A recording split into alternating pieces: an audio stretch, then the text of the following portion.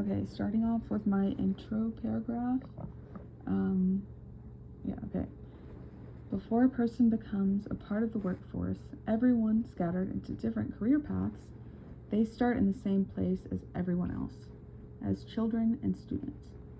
First, they are students of their parents, and later they go on to the classroom.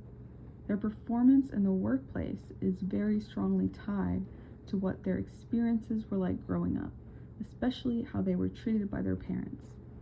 Were they criticized and traumatized? Or maybe were they left to their own devices without a guide to follow? Which is the right way?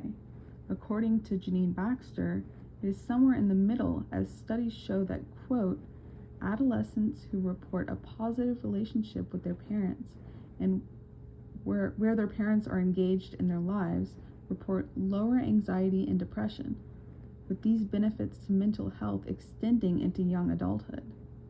End quote. The child having a good relationship with their parents clearly sets them up for success, especially in the context of the future workplace. But what happens when the opposite occurs and the child endures trauma?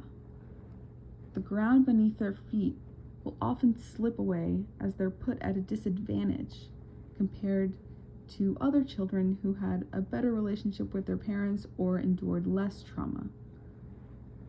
Sufferers of trauma often endure what are called emotional triggers that affect workplace performance and their interactions in the workplace. When put in a stressful situation, memories of their trauma can maybe cloud their judgment, causing doubt and mistakes. And my thesis is the cons of family trauma and their impacts on Gen Z regarding workplace heavily outweigh the pros, as family trauma causes diminished confidence, dealing with stressful situations, and inability to perform at full emotional capacity, all of these in the workplace. So my first body paragraph is going to be how family trauma causes diminished confidence, and I'm going to talk about just how important mindset is in the workplace. Confidence is a big thing.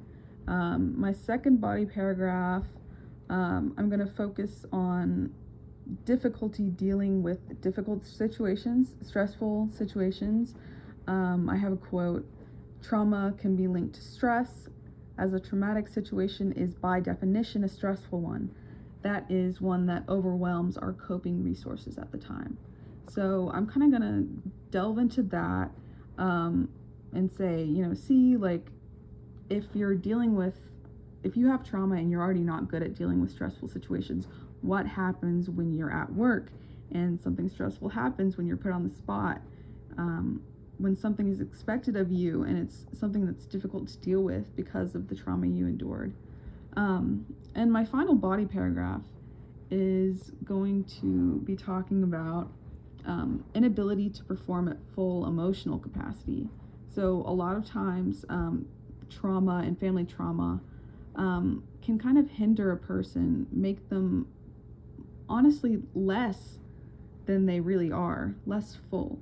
And honestly, if you want to be at full capacity in the workplace, you've got to be emotionally available. You've got to give your all. So if you're unable to do that, you will be put at a disadvantage. The call to action, I am going to talk about specifically earlier in the